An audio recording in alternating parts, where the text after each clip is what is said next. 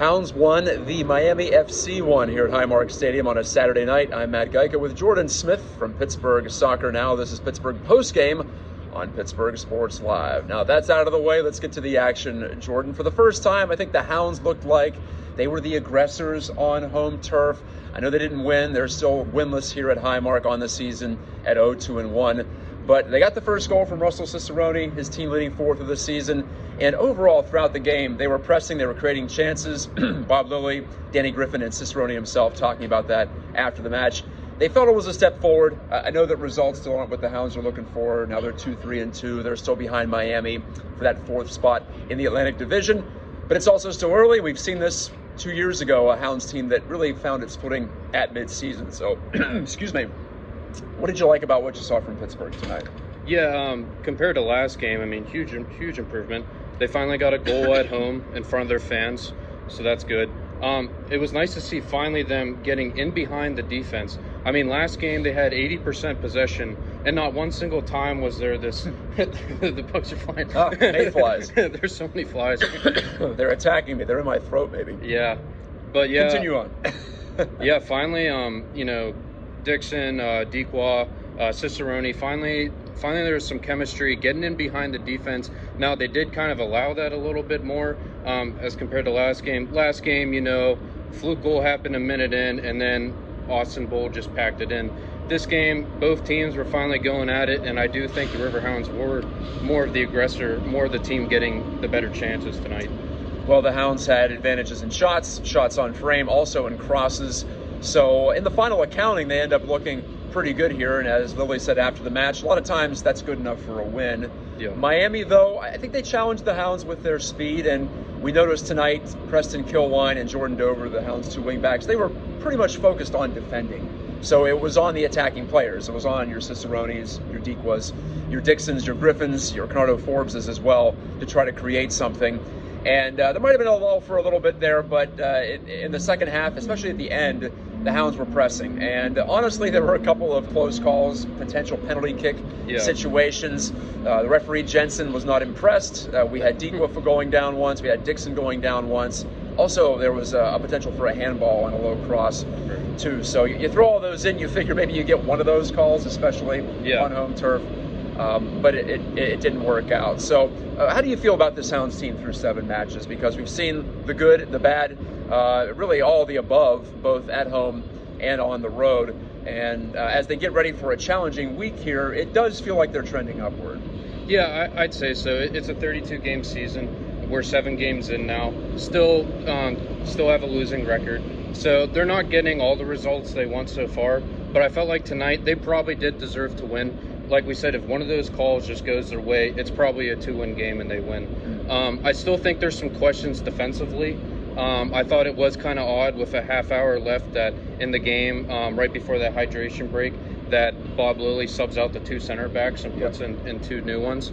So clearly he's still probably trying to figure out that back line. And they did go with a 4-3-3 tonight instead of the 3-4-3. So maybe they wanted to have Dover there back in that right back spot to, work on the wings, which they did. But a lot of their offense was coming from Forbes and Griffin, playing those balls into the corners.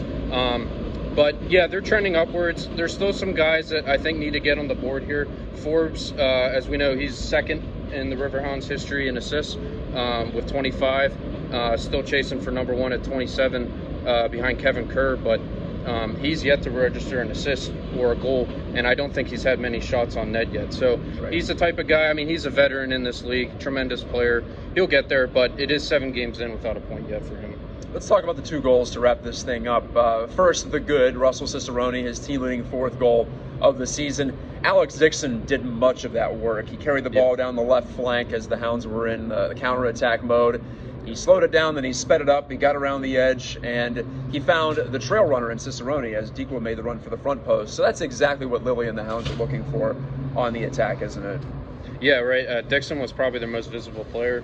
Cicerone in there too. It was good that they finally got a lot of touches. Last game, Dequa only had 9 passes, I think. Oh, wow. But I looked at the end of the game at the USL stats. Dequa, Cicerone, and Dixon all had over 30 passes and touches. So close stats with Forbes and Griffin on the night. So that shows that the offense is finally getting involved. Last game, they possessed so much, and those guys were just invisible mainly throughout the whole night. So yeah, finally getting some chances forward. Yeah, some quick touches, it seemed. That stood out to me as well. They had a better idea of where each other was going to be in the attacking third, so that was the best look we've seen from the Hounds in that regard, I think, this season, in particular on that pitch behind us.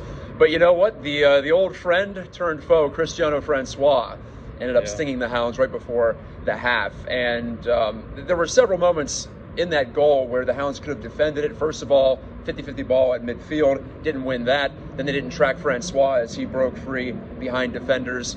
You mentioned Lilly subbed off both center backs, Peters and Williams, in the second half. So I think they're still searching for someone to rely upon back there. And also maybe Vidiello was a half step slow in trying to get to that as Francois rounded him successfully. So I think that was pretty emblematic of what the Hounds are searching for and where they're still lacking on the defensive side. So I'm not sure there's an easy answer.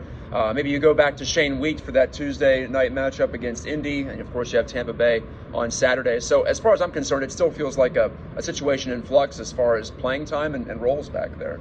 Yeah, I think so. They're still figuring out that back line. They might change formations again too. They might go back to just three in the back. But I think Shane Wheat will be, in the future, the main starter for games. I think he was just getting kind of a night off. Wasn't a perfect game for him last game, as he kind of was a part of the play where he didn't clear it out and Austin Bolt got that goal. But he had played every minute up until tonight when he got subbed in. So, a deserved break for him. And when he went in tonight, I thought he was good back there. Yeah. Okay, so we'll look forward to that. We'll have continued coverage of the Hounds, of course, all 32 matches, and hopefully some postseason action as well. Still very early, but the Hounds stay behind Miami, the Miami FC, pardon me, for fourth place in the Atlantic Division. Like we said, busy week coming up, challenging week. Lilly and the boys seemed like they were ready for that challenge to see where they stood as they try to build things up here. They've lost 3 on the season, but they haven't lost 2 in a row yet as they bounce back and got a point here against Miami at home. For Jordan Smith, this is Matt Gajtka. Look for our coverage at PittsburghSoccerNow.com. Missed you today, John Krasinski. Shout out to the boss, the impresario at PSN as well. We'll talk to you next time on Pittsburgh Postgame.